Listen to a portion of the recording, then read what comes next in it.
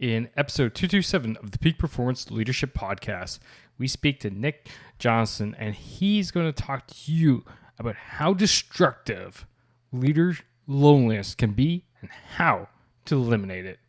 It's all about being with others. Are you ready for this? All right, let's do it.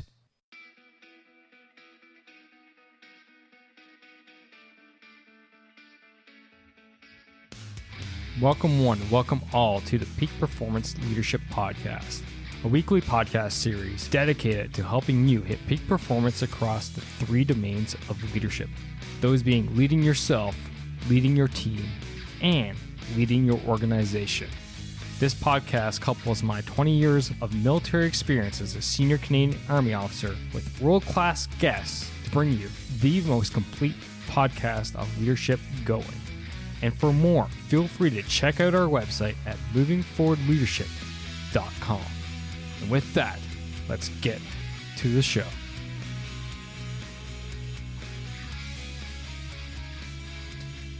Yes, welcome one, welcome all. It is your Chief Leadership Officer, Scott McCarthy. It's so good to have you here with us today in this podcast episode about a topic that is so important. And that's leader loneliness and how destructive it can be and how we can ensure that us as leaders, we don't fall into his pitfalls. The late Colin Powell said it best. The top is the loneliest place. And that's what we're talking about here today with Nick Jonsson. He is the creator and co-founder and managing director of one of Asia's premier networking organizations, the Executives Global Network, Singapore.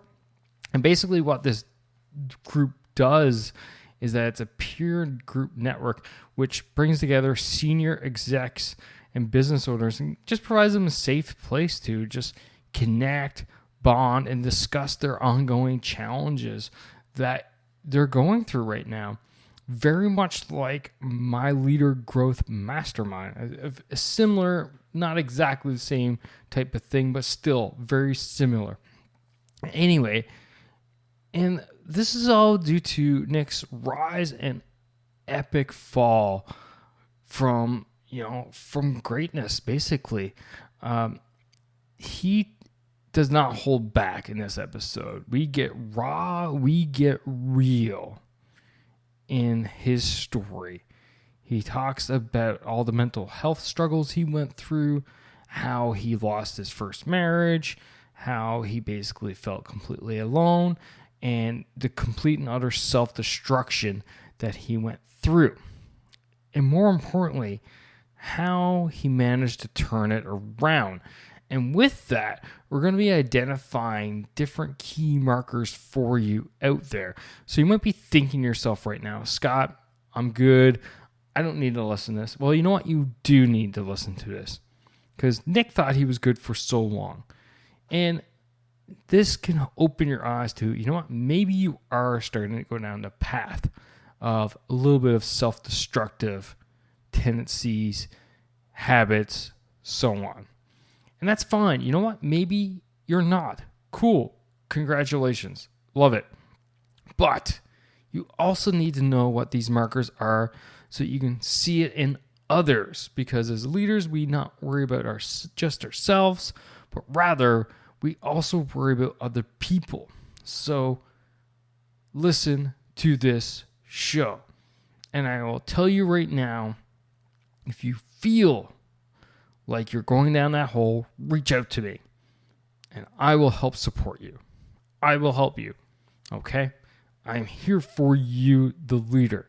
It's also the reason why we created the Leader Growth Mastermind, to provide that community for leaders to come together and talk about leadership and the difficulties that are around it. And if that's something of interest to you, come and check us out at lead.boss.com/mastermind. And with that, you're going to find all the information there. We have weekly group calls. We go through curated content. There's a special group just for us. It enables leaders to come together and just bond and discuss the challenges and grow. And if that's something of interest, again, come check it out. leaddon'tboss.com/mastermind. All right, that's enough of the intro. So for you, please sit back, relax, and enjoy my conversation with Nick Jonsson on how to eliminate leader loneliness.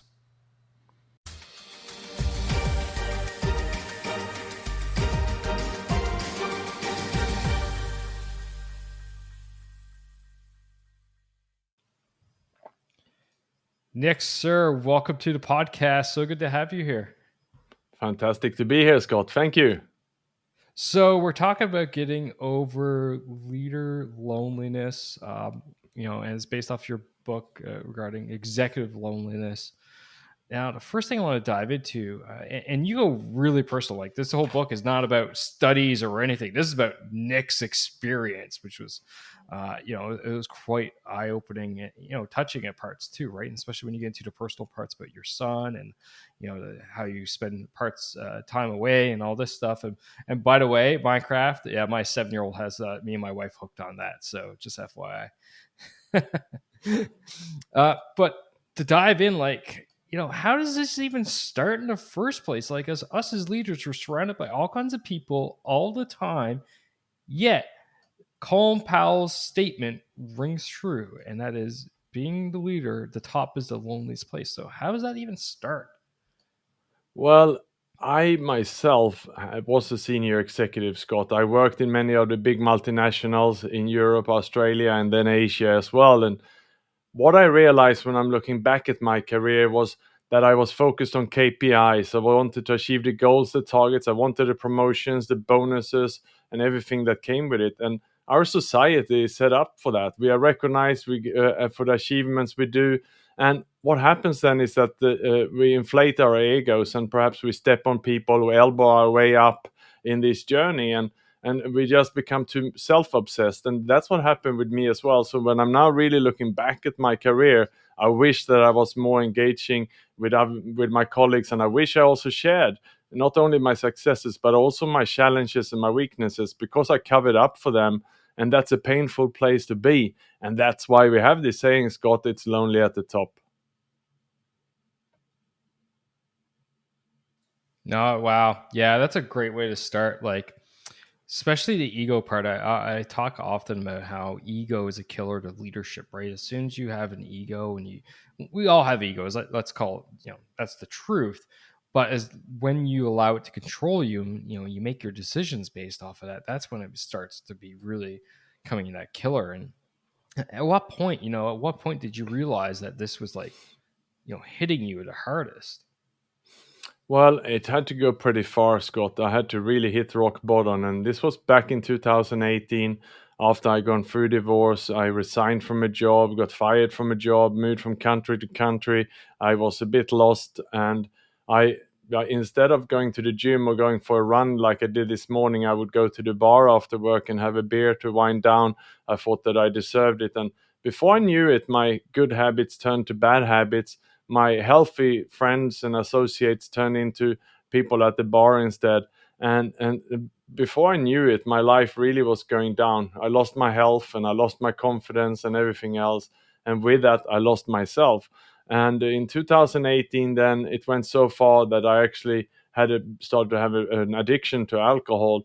And with that, just couldn't stop. I found myself there where the alcohol didn't do any good for me in the end, but it also didn't do, I couldn't stop it. And that was a time when I realized that I need to seek help. And that was the starting point of my recovery journey.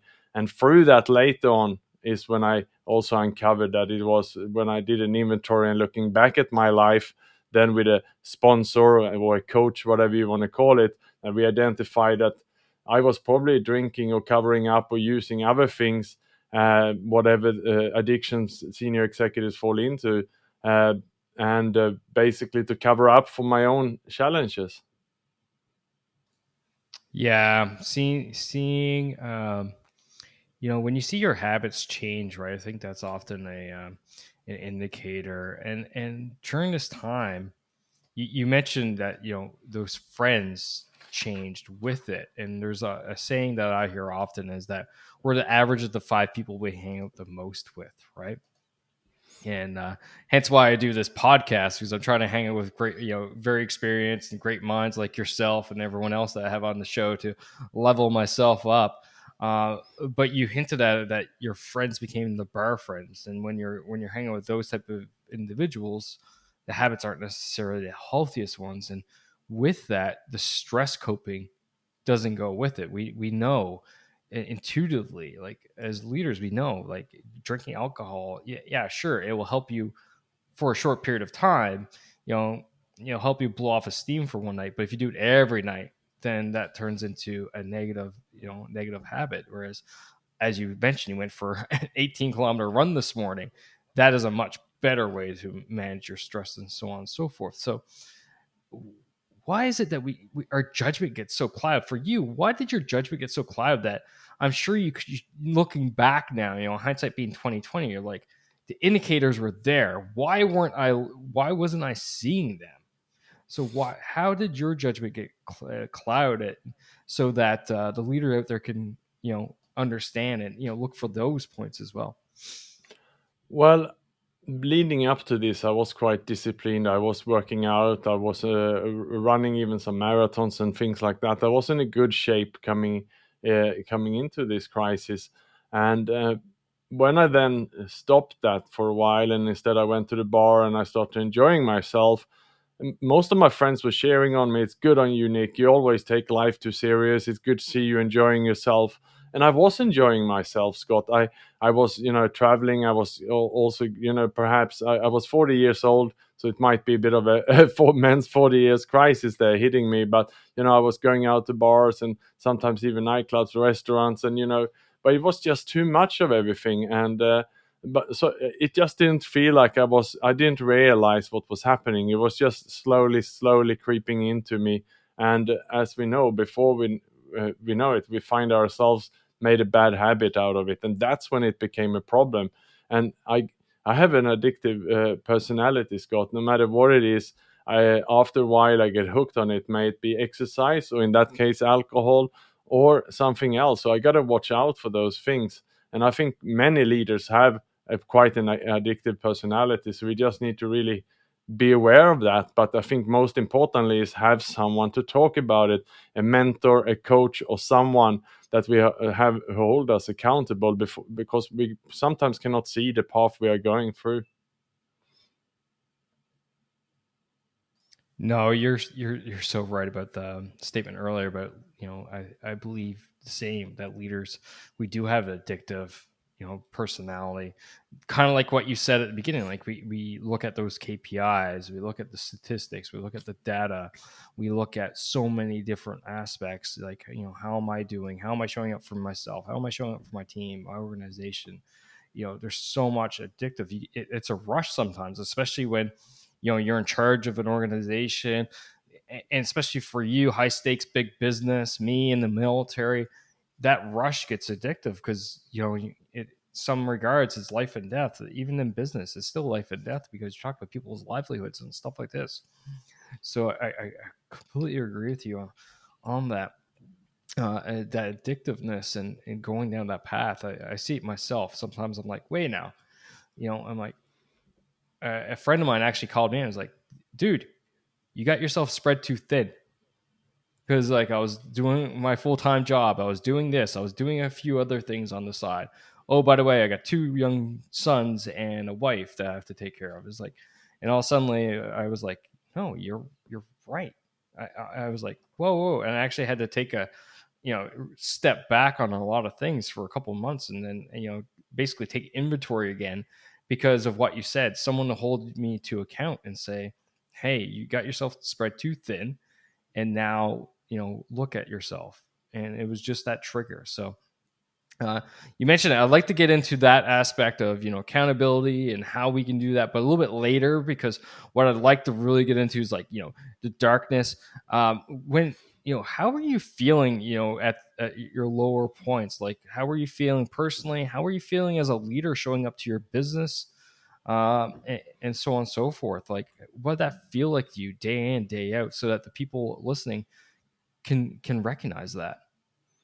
Well, I for a start I was covering up. People around me didn't really realize. Yes, I put on a few kilos, but as in their eyes, I was just living my life and enjoying the good times. I had just relocated then into Singapore as well, which means there was a new environment, new friends, so no one really realized, and it was good. It was normal to catch up with them at the wine bar after work, and that was is how you network many times in the business cycles. So there was no one that realized it. But so the first thing was that indeed I covered it up. There was no one in the whole world who knew what was going on. Not my parents back in Sweden. I didn't have a coach or a mentor who held me accountable. There was just no one. So if I whatever happened, I mean, no one in the world will know. So then that's quite lonely when you're going through challenging times. And I was feeling really bad internally. It went so bad then that I started to actually prepare. Should I go away? I wasn't suicidal, Scott, but I thought that my life is over. Looking at myself and how unhealthy I was, and how much alcohol I had consuming at this time, and it was a circle I just couldn't stop. I had become a morning drinker. I had to drink alcohol to get myself together to get started with work, and yeah, it was just an around the clock affair. And I wasn't the typical drinker who sit out, on the street and drink. I was drinking, at the bar, at the restaurants, in the business cycle. So, and where it's normal for people to drink. So in that sense, again, no one realized anything. But internally, I was in pain, and yeah, I start to indeed prepare. Should I leave? So I wrote my testament, my will, arranged with proper medical insurance, life insurance.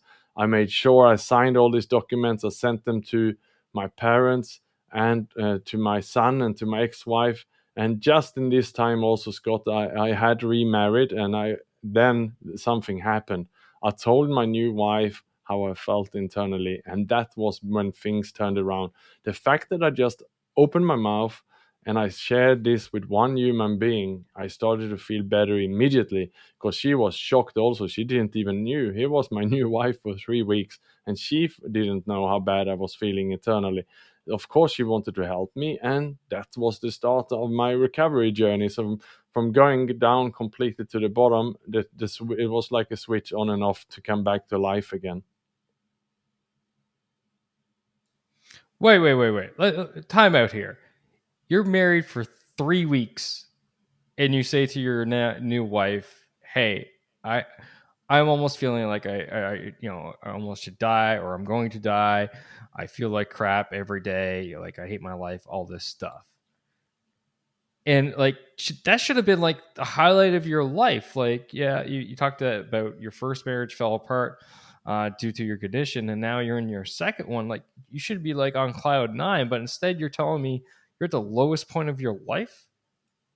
Yes, Scott, addiction is like that. Addictions is ruining and running your life, and I was in that time, was hiding the drinking. She only knew that when we went to the bar after work. She didn't know that I went perhaps out for lunch meetings and were drinking then, and that I was hiding some alcohol, even drinking in my office when I had a closed door. She didn't really realize it. I mean, I wasn't highly intoxicated. It was more to medicate my feelings, to be in that sort of numb state the whole time, because I wasn't ready to face reality and the feelings, both then in regards to happy feelings and negative feelings. And if I had resentments against people, I would drink over that to numb my emotions. So that's why she almost didn't realize, and was very surprised when I opened up. That's the key there, I think. Doing activities. Um, Thanks, Google. Doing activities to numb your feelings, right? Like that. I think, and I don't think it matters what the activity is. It could be anything. Even we kind of talked a little bit about it. Everything's in moderation, right?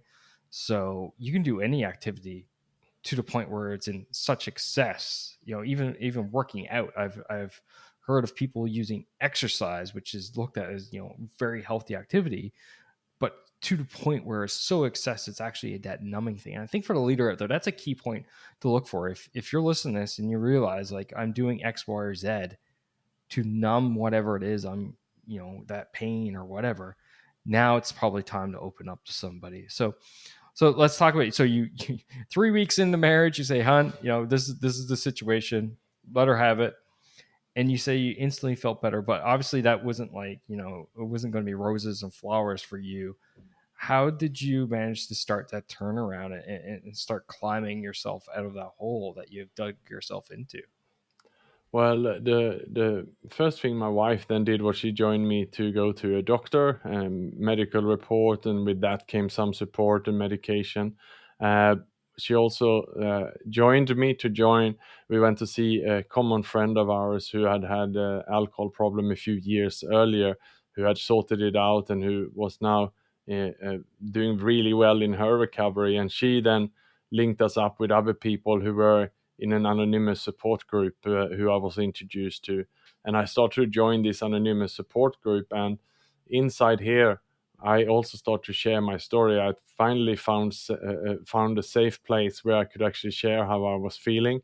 I could share about the challenges I had and how I, over the last few months, turned to alcohol instead of exercise, and what it had done to me. And in the room were other, in this case, senior executives, also business leaders, many working in the insurance industry, banks, but also many of the big multinational companies and so on, and who also had fallen through a difficult time. Perhaps they had divorces, loss of jobs, and had consumed too much alcohol.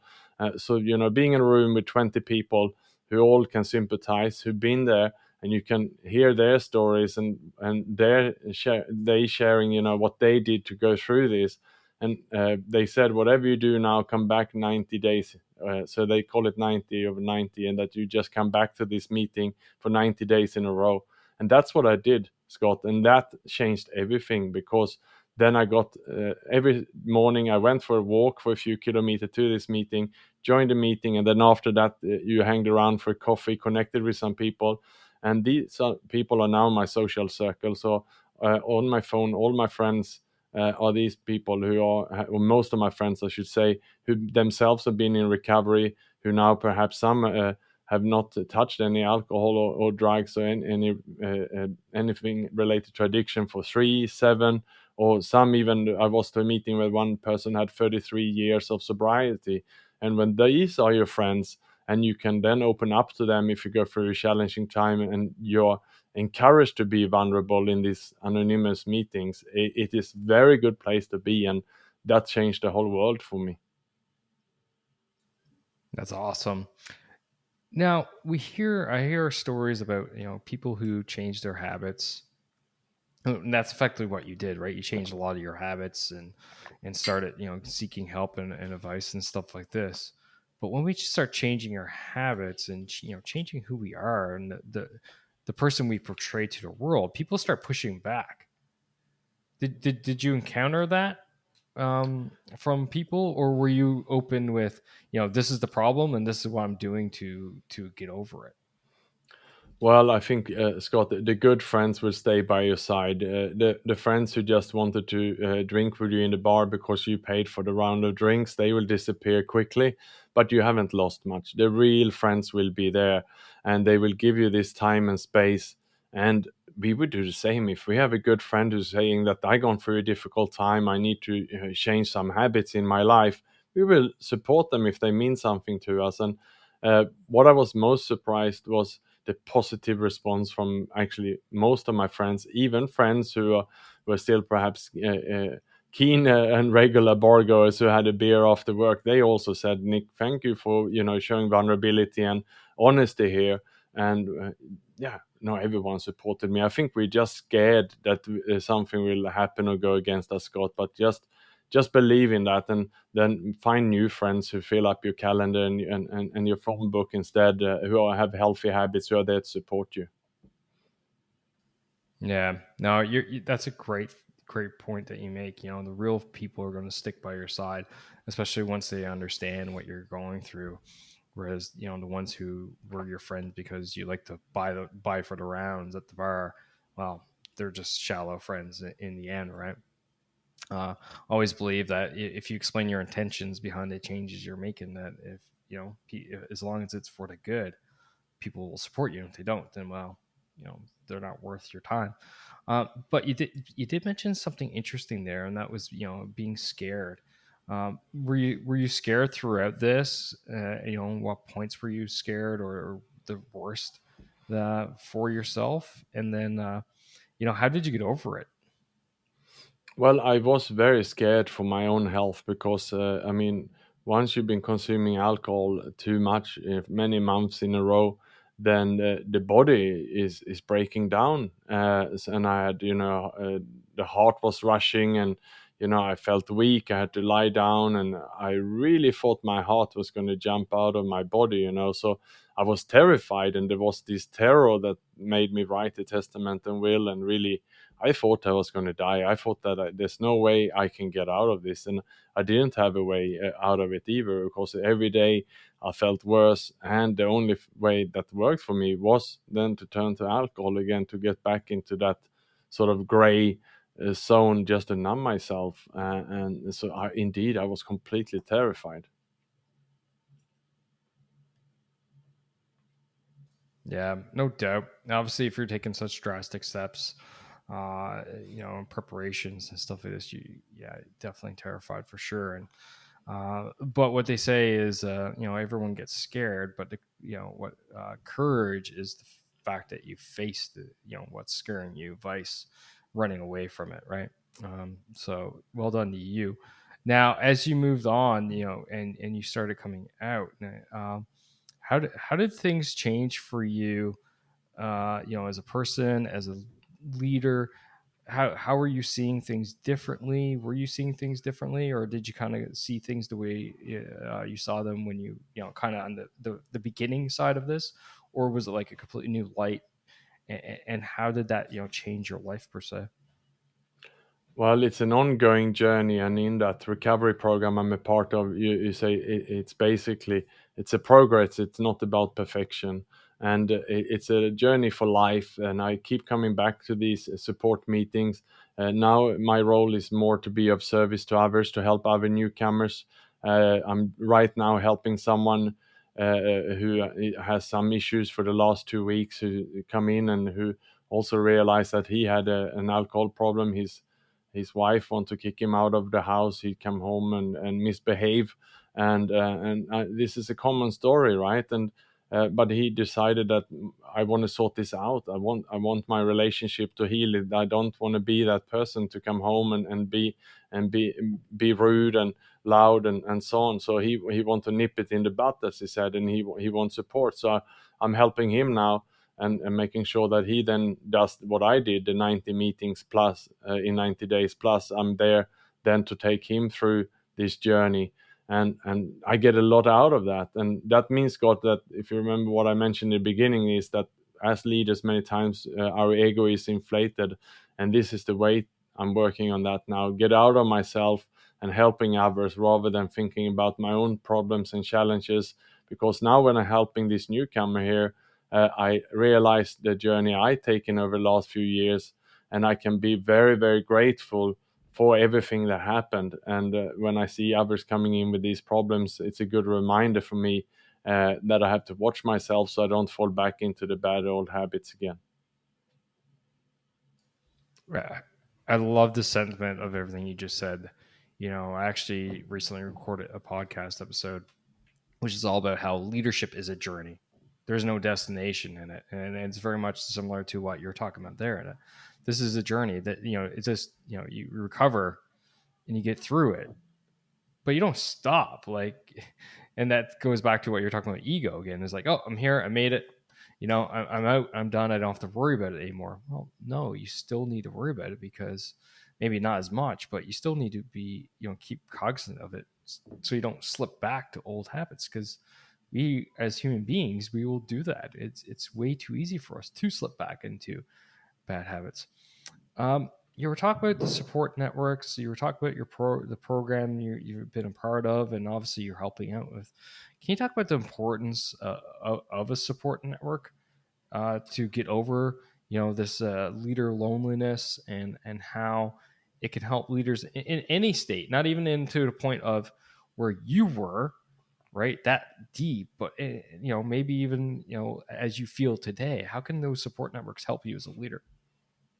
Well, I would say that support networks, and I look at it in two parts. There's number one, perhaps your personal support network, and then number two, your professional support network. So if you're looking at your personal support network, it may be some anonymous support group for whatever issue you have. It doesn't matter if it's gambling, overweight, or any kind of addiction, alcohol, drugs, or anything like that. There's always some support group out there, and most of these are anonymous, driven by volunteers. There's no fee or cost associated.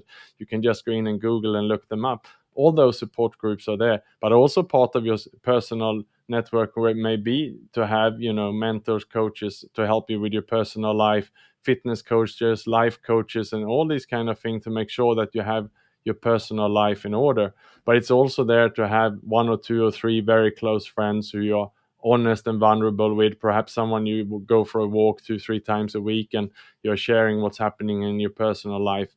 So that's the first part, Scott. I would say the personal network, which is absolutely very, very important. You need to have these contacts to call when something is going wrong in your personal life. But then you have your professional network, and certainly as a leader, this is where we just got to have this in place, because so many leaders, and this goes back again to the ego, that so many leaders believe so much in themselves that they can do the job, and perhaps they're working long hours, they're so focused inside the business that they just don't have time and space to build up this professional network. But it is absolutely essential, and same there, you might need to have a business coach, someone who can help you and be there to talk you and hold you accountable on how you're performing as a leader then, and also perhaps mentor both inside the organization and but also outside the organization, so you have both those in place.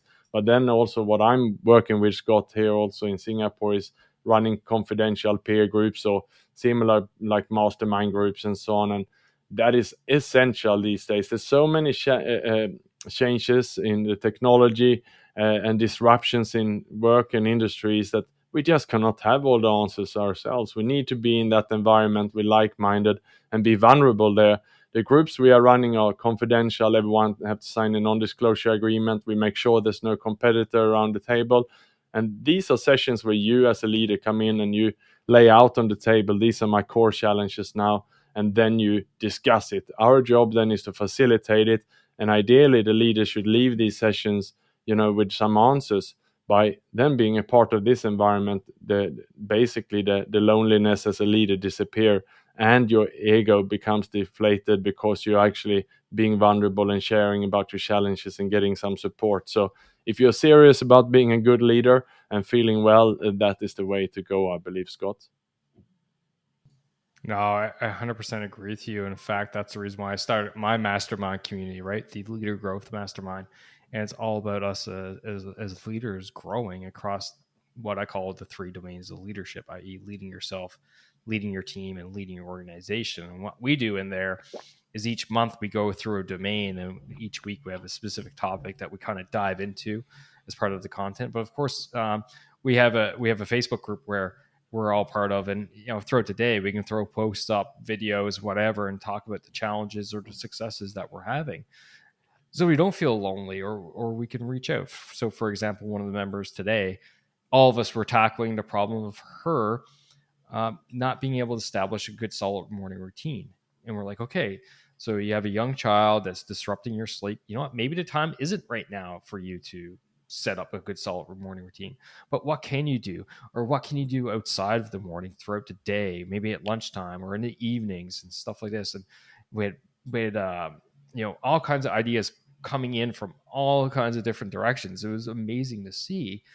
Now you can tell in the it's hard to read and post obviously in text and stuff, but the sentiment was there that she was like, you know what, I got some thinking to do, I got some actions to do, I'm going to get back to you guys. And of course, part of the whole mastermind is accountability. So I'll check in around her next week to see how she's doing and be like, hey, you know, have you thought about this more? Where are you at? And not like, hey, where are you at? But rather like, hey, where are you at? Do you need more help? Have you succeeded?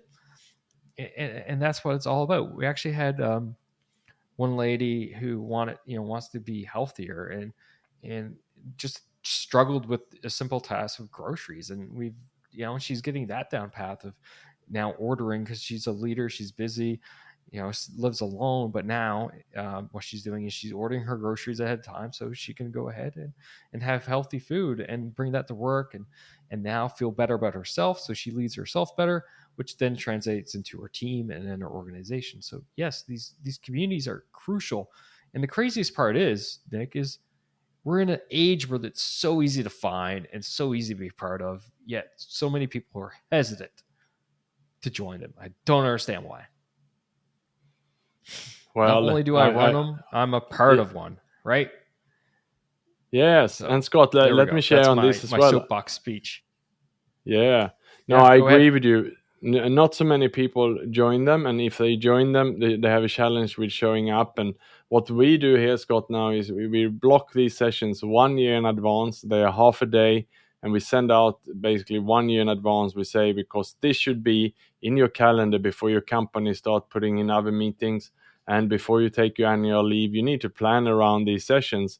And we do 6 sessions for half a day a year, so that's 3 full days in total. And we say, if you cannot get your boss or your company to support that you're going to join a group where you share about your challenges and get support by other leaders, then we feel sorry for you. But then you should take this upon your own responsibility and take these as annual leave days, because isn't this the most important days of your life to reflect on where you're going as a leader and to get some support with your challenges, rather than spending time there at home, perhaps sleepless at night because you're not solving problems and you feel lonely, you feel isolated, and it's going to bring you down both personally and professionally. So I would say this should be at the heart of anyone who's serious about the leader. Yeah, sign up, but also make sure that you block your calendar and show up, because it's all about, as I said, even in the support group, it's about showing up for yourself, but also to be there and help others. Yeah, I don't, the strange, well, the interesting thing about these masterminds is it's not actually what you put in is actually what you get out. So if you put nothing in, you're going to get nothing out. But the more you put in, and more you put in, and more you put in, you actually get more and more out, which is it's quite a paradox, but it's so true. Nick, I've thoroughly enjoyed our conversation, sir. Before we wrap up, I got a couple last questions for you though. The first is a question I ask all the guests here at the Peak Performance Leadership Podcast. Is, according to you, Nick, what makes a great leader? What makes a great leader, according to me, Scott, is a vulnerable leader. Someone who dare to share about their own failures, their own mistake. Because if you as a leader do that, you create a culture where the team also will not keep secret. And I'm referring to perhaps even the small mistakes and bigger mistakes, which perhaps otherwise your team will be covering up. They will not come to you and share what is happening unless you share first. And I certainly believe firmly that vulnerability has to start from the top. So that, I believe, is the leader of today. That's awesome. Absolutely love it. And final question of the show: where can people find you, follow you, be part of your journey? It's all about you now. I'm quite active on LinkedIn, so you can look up on LinkedIn, and my name is the Swedish spelling of Jonsson, but it's Nick for Nick and Jonsson for Jonsson. Otherwise, they can look me up on Amazon, where you find my best-selling book, Executive Loneliness. It was actually topping men's health and also mental health, the categories, if only for a day in the US and UK, Australia. Not yet Canada, but have a look at it. Thank you. Well, I can confirm there's at least one copy in Canada right now, sitting on my bookshelf right over there, sir. So thank you very much for that. I appreciate it. I appreciate you and coming and being vulnerable and talking about this super important topic, right? It's a real thing, executive loneliness, leader loneliness, however you want to put it.